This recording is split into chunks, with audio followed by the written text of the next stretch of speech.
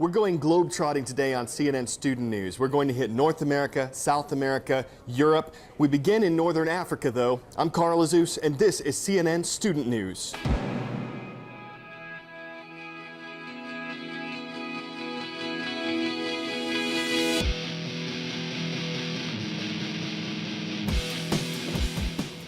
The fighting in Libya is not over. It started in February as a revolt against the government turned into an all-out civil war.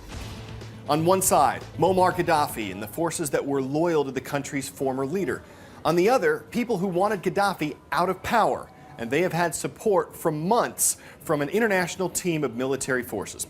This is Sirte, Muammar Gaddafi's hometown. It's where some of the most intense fighting is happening now, and around 90% of it is under control of the anti-Gaddafi forces. Dan Rivers reports on the efforts to gain full control of the town. Well, this is pretty much the front line in Sirte. You can hear there's quite a lot of shooting going on down this road. We're right on the outskirts of the city, and it is what sounds like a very fierce battle indeed going on just a few hundred yards up the road. We venture down that road quickly. This is not somewhere you want to linger.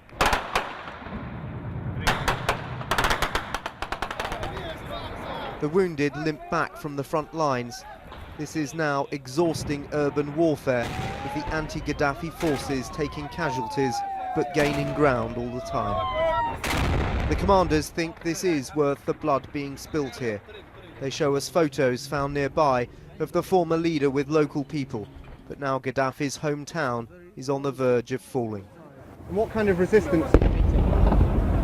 No, the resistance has become weaker. Every hour we are taking some captives and some prisoners out. If not this night, we'll finish tomorrow. The civilians caught up in all this certainly hope so. Hundreds are streaming out, their city now wreathed in smoke and gunfire. Is this the last battle of this war? From Libya, we move to Mexico, where Hova is hammering parts of the country's west coast. This storm was a hurricane earlier in the week. By Wednesday, it was downgraded to a tropical storm. Experts thought it might break up completely by the end of the week. That does not mean Hova is not still dangerous. Officials said the heavy rain from Hova was a major threat. There were concerns the rain could cause floods or mudslides in some areas, especially spots with steep hills or mountains.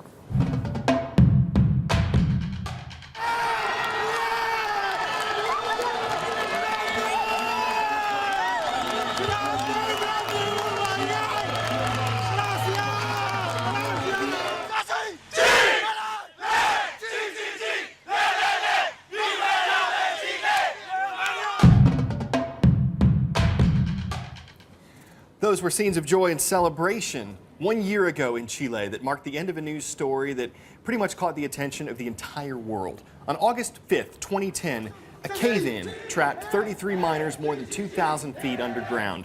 A couple weeks later, they got a message out saying they were all alive, but they had limited amounts of food and water. More than 2 months after the cave-in and exactly 1 year ago today, this is how they were rescued. Crews drilled a tunnel down to where the miners had been waiting underground, and that allowed this capsule to carry the miners up to the surface one by one. All 33 men arrived safely and were hailed as heroes. In Washington yesterday, President Obama was part of a meeting commemorating Hispanic Heritage Month. The event was for the American Latino Heritage Forum. The president praised the contributions that American Latinos have made to the country. Interior Secretary Ken Salazar talked about why it's important to celebrate all cultures. For us as a country, as we look ahead at the great diversity of our 310 million people, 50 million of them being members of the Latino community, we believe strongly that we need to celebrate everybody's culture and everybody's heritage and everybody's history. Now that's just part of what, in my mind, has always made some common sense.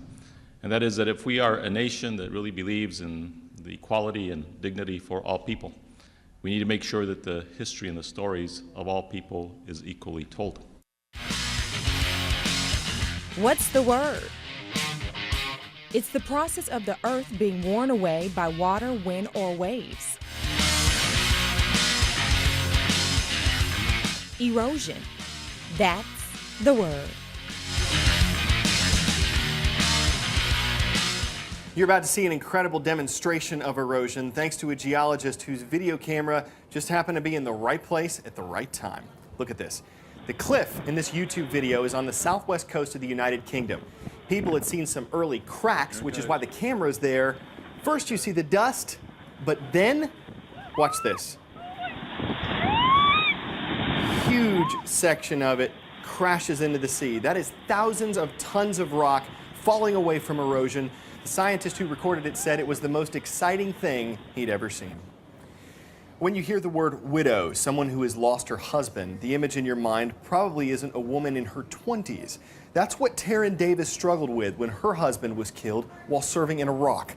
Her loss gave her the inspiration to connect with other young war widows in an effort to provide support and healing. My husband, Corporal Michael Davis, was killed in Baghdad, Iraq.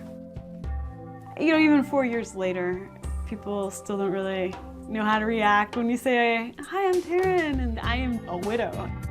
After the funeral, I felt ostracized. Everybody liked to write off my grief due to my young age. They like to say, well, at least you're young, you'll get remarried. I come bearing widows! I just wanted to talk about it with other widows. They're not gonna judge me if I'm laughing. They're not gonna tell me that I'm grieving wrong. I just wanted to create what I was searching for and just hope there were others out there that could come and help me build it too.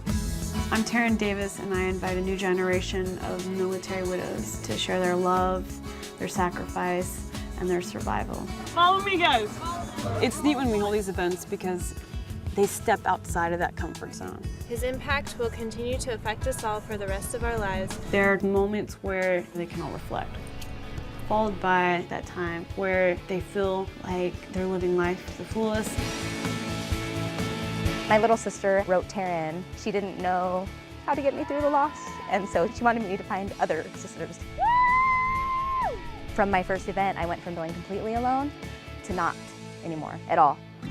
You get up that high, you see the world a different way, and I think as widows, we see our life a different way when we land too. So these military widows, they've given me a life again. They teach me so much and show me how far I've come, and to know one day another widow's gonna come along, and they're gonna be the one that's changing that widow's life. I mean, that's pretty amazing. Amazing indeed. Teachers, you can check out our CNN Heroes curriculum guide on our homepage. Before we go, we're heading to Tennessee for a report from Carly Gordon of affiliate WSMV. She has the details on a rare reptile whose facial features could make you think you've got double vision. It's got the distinct yellow bands going down the body. At first glance, it looks like your typical baby king snake. But when Paul Carver found this slithering around his backyard, he realized this royal serpent would need 2 crowns. You see, this snake has not 1 head, but 2. I was worried about which head was going to bite me. So Carver took it to Wildlife Officer Dale Grandstaff, who was just as bewildered. I've been working for 13 years and been in the woods all my life. You know, nearly 40 years, and I've never seen anything like this. 2 separate heads with 2 functioning brains, yet they share the same 8-inch body. Both tongues work, has a set of eyes on each head, a mouth on each head. But when it comes to snakes, 2 heads aren't actually better than 1. In fact, Grandstaff says its chances of survival in the wild are actually slim to none. With 2 heads, everything's getting caught. So he's trying to push, but he can't. So Grandstaff plans to take the snake to Tennessee Tech in Cookeville Thursday, where the first order of business will be to feed the hungry hydra. But the hope is that this unusual snake will survive. You know, just something very, very unnatural or odd looking about it. And that its 2 heads will make smarter scholars.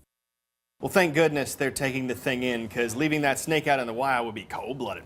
And we're sure that once the snake meets a scientist, they'll all put their heads together and come up with something. Woo! I hope you enjoy the rest of your Thursday. For CNN Student News, I'm Carl Azus.